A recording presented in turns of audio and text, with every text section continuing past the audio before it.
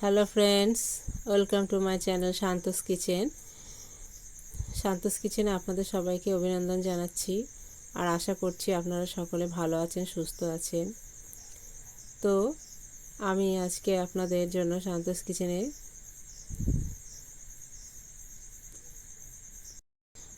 আমি ফ্রান্স স্টাইলে potato fry করে দেখাবো। বন্ধুরা আপনারা সকলে আমার সঙ্গে থাকবেন এবং যদি ভিডিওটা ভালো লাগে দেখে আপনাদের, তো অবশ্যই আমার চ্যানেলটিকে সাবস্ক্রাইব করে নেবেন এবং পাশে থাকা বেল বাটনটি দাবিয়ে দেবেন আর লাইক শেয়ার কমেন্টস অবশ্যই করে নেবেন। বন্ধুরা সাবস্ক্রাইব করে নেবেন এবং বেল বাটন দাবিয়ে দেবেন এই কারণে, আমি যখনই কোনো নতুন ভিডিও বানাবো সবার প্রথম আপনার ফোনে চলে আসবে নোটিফিকেশন। ওই জন্য অবশ্যই সাবস্ক্রাইব করে নেবেন চ্যানেলটিকে। আর একটা রিকোয়েস্ট বন্ধুরা, অবশ্যই আমার ভিডিওটি না কেটে সম্পূর্ণ দেখবেন, কাটলে বুঝতে পারবেন না। আর বন্ধুরা আর সময় নষ্ট করব না, এবার চলে যাব রেসিপি করার জন্য উনানের কাছে। বন্ধুরা আজকে আমি ফ্রান্স স্টাইলে আলু ফ্রাই করব। তো প্রথমে আলুগুলো ছিলে নিয়েছি, ভালো করে ধুয়ে নিয়েছি। এবারে গোটা গোটা করে কেটে নেব ফালি দিয়ে। এই যে আমি এইভাবে প্রথমে চিড়ে নেব, নিয়ে এইভাবে ফালি দিয়ে নেব।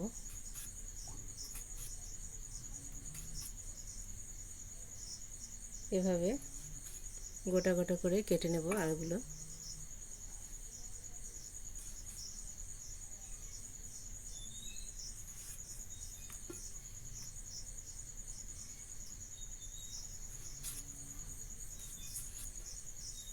এই যে এইভাবে কেটে নিয়েছি, সমস্ত আলুগুলো এইভাবেই কেটে নেব।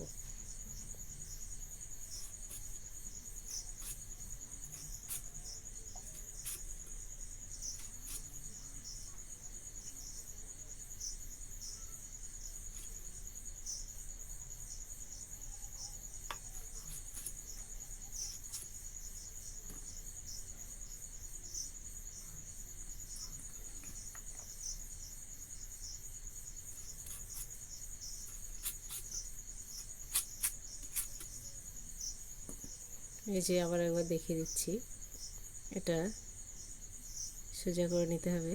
এবারে ফালি দিয়ে নেব। এই যে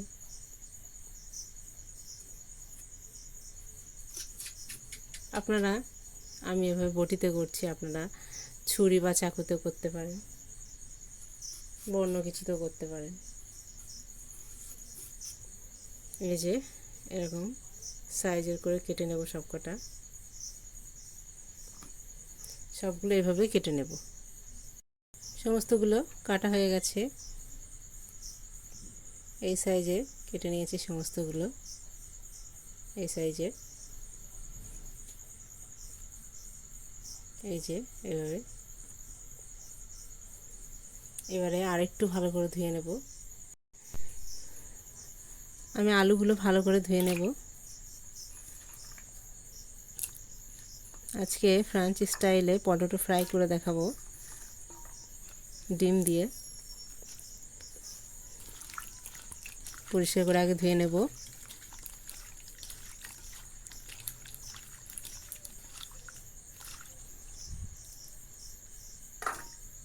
আলাদা একটা পাত্রে তুলে নিচ্ছি। দেখেন কত ময়লা বার হয়েছে, আর একটু ভালো করে ধুয়ে নেব।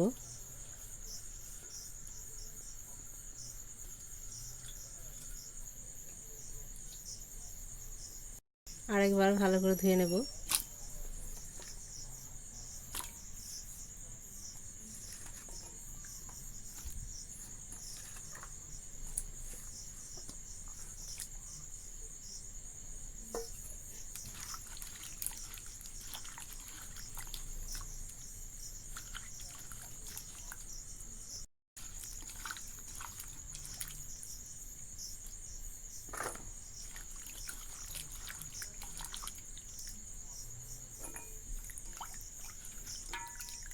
জলটা একটু ঝরিয়ে তুলে নিচ্ছি।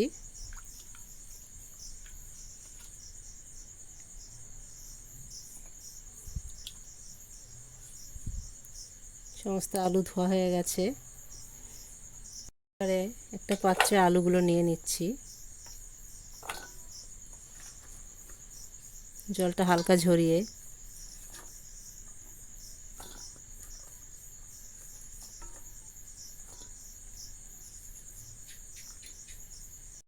দুটো ডিম নিয়েছি,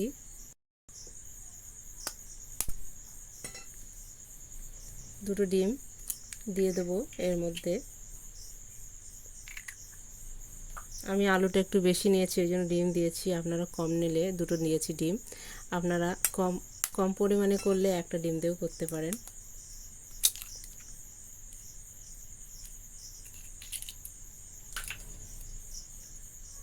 পরিমাণ মতো লবণ, হাফ চামচ গুঁড়ো লঙ্কা।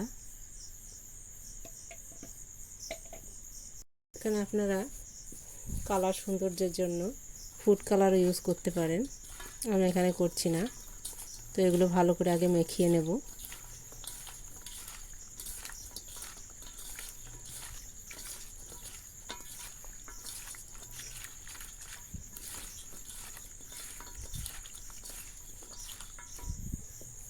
মাখানো হয়ে গেছে।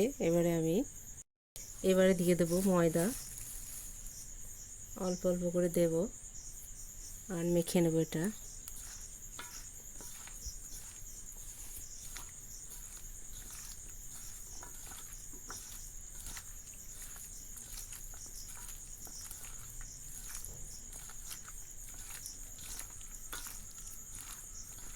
ময়দাটা দিয়ে একটু শুকনো শুকনো করে মেখে নিতে হবে।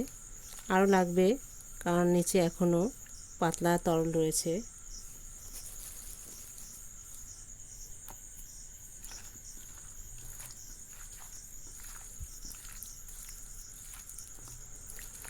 আর লাগবে না, আমার হয়ে গেছে এটা।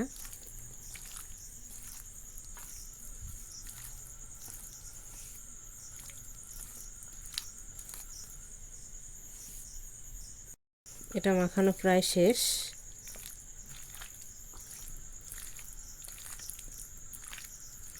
আপনারা ময়দাটা কম বেশি ইউজ করতে পারেন, কোনো ব্যাপার না, কোনো অসুবিধা না। যারা বেশি পছন্দ করে না কম করে দেবেন, আলুটাও কম বেশি করে নেবেন। যারা ডিম পছন্দ করেন না এটা ডিম ছাড়াও করতে পারেন।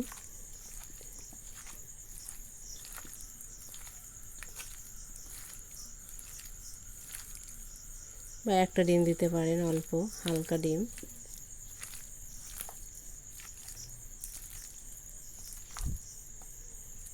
এই যে আমি এইভাবে মেখে নিয়েছি। মশলাটা অবশ্যই সব আলুগুলোর গায়ে মাখিয়ে দিতে হবে।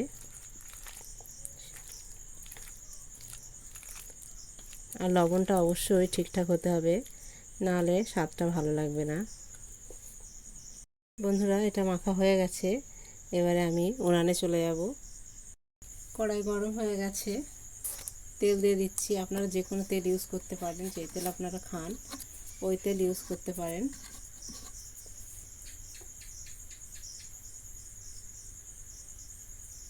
তেলটা একটু বেশি করে দিতে হবে।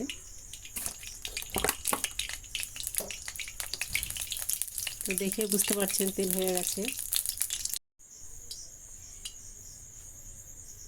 কড়াইটা হয়ে গেছে, তেল দিয়ে দিয়েছি। তেলটা হয়ে গেছে। আর বন্ধুরা এই যে আলুর এটা মাখানোর সময় আমি যে মশলাগুলো দিয়েছি, আপনারা চাইলে এছাড়াও অন্য মশলাও ইউজ করতে পারেন, রসুন বাটা বা আদা বাটা যে কোনো মশলা ইউজ করতে পারেন। আমার ওগুলো ভালো লাগে না, ওই জন্য দিচ্ছি না, নর্মাল করেছি। তো বন্ধুরা এবারে একটা একটা করে নেব আর তেলে দিয়ে দেব।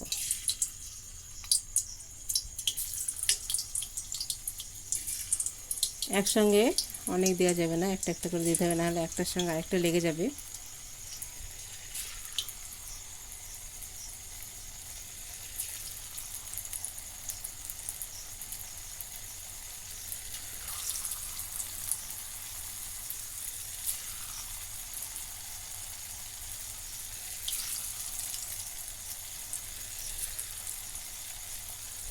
আর দেবো না, এটা ভেজে নেব।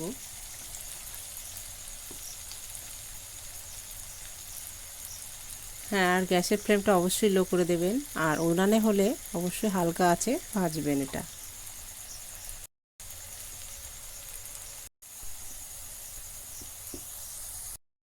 উল্টিয়ে দেব।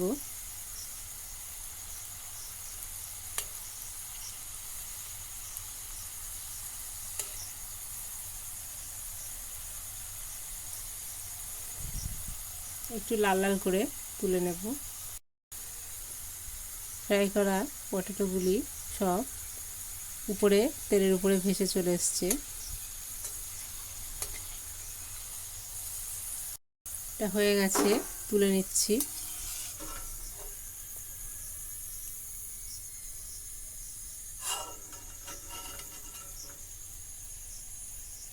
কত সুন্দর দেখতে হয়েছে এবং খেতেও ভালো।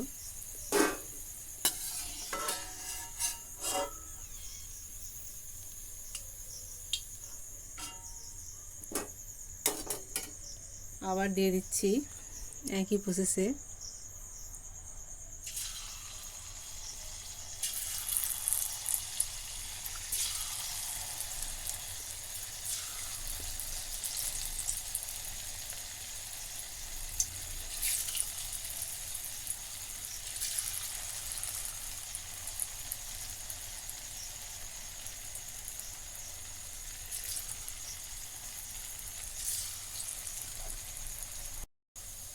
সমস্তগুলো নাড়িয়ে চাড়িয়ে ভেজে নেব।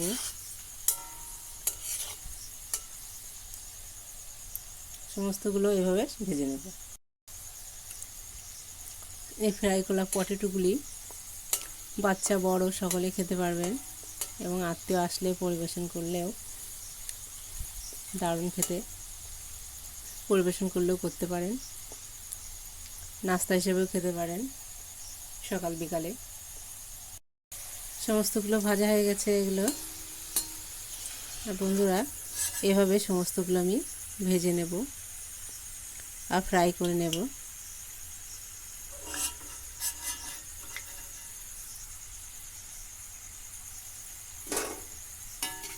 আওয়াজ শুনে বুঝতেই পারছেন কতটা খাস্তা হয়েছে।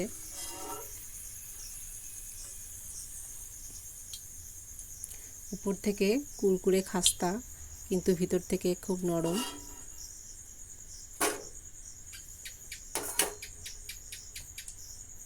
এভাবে সমস্তগুলো আমি ভেজে নেব। বন্ধুরা, ওটা হালকাভাবে দেখিয়েছি, এবার এটা আপনারা বেশি পরিমাণে খেতে চাইলে এভাবে বেশি করে মাখিয়ে এভাবে এভাবে ছেড়ে দেবেন, তাহলেও ভালো লাগবে। হালকা মাখিয়ে দিলেও ভালো লাগবে, এভাবে বেশি করে মাখিয়ে দিলেও ভালো লাগবে। যেটা ভালো লাগবে সেটাই করবেন। দুভাবে দেখিয়ে দিলাম।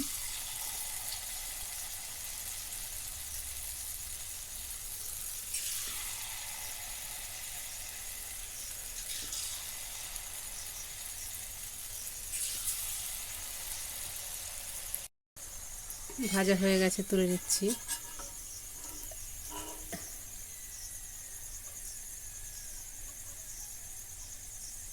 তেলটা একটু ভালো করে নিয়ে নেব। এগুলো ভাজার পরে এমন লাগবে, এগুলো ভালো লাগবে খেতে।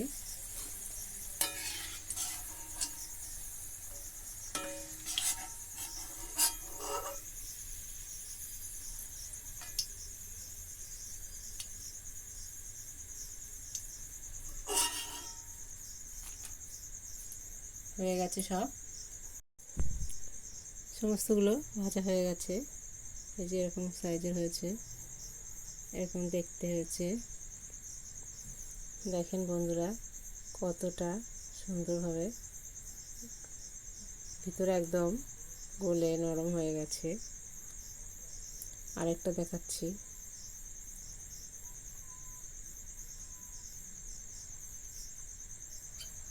দেখেন বন্ধুরা,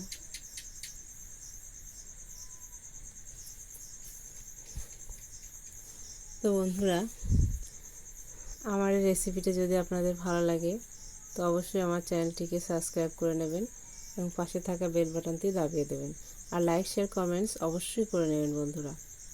তো বন্ধুরা, আপনারা ভালো থাকবেন, সুস্থ থাকবেন। আজকের মতো বিদায় নিচ্ছি। আবার দেখা হবে নতুন কোনো রেসিপি নিয়ে।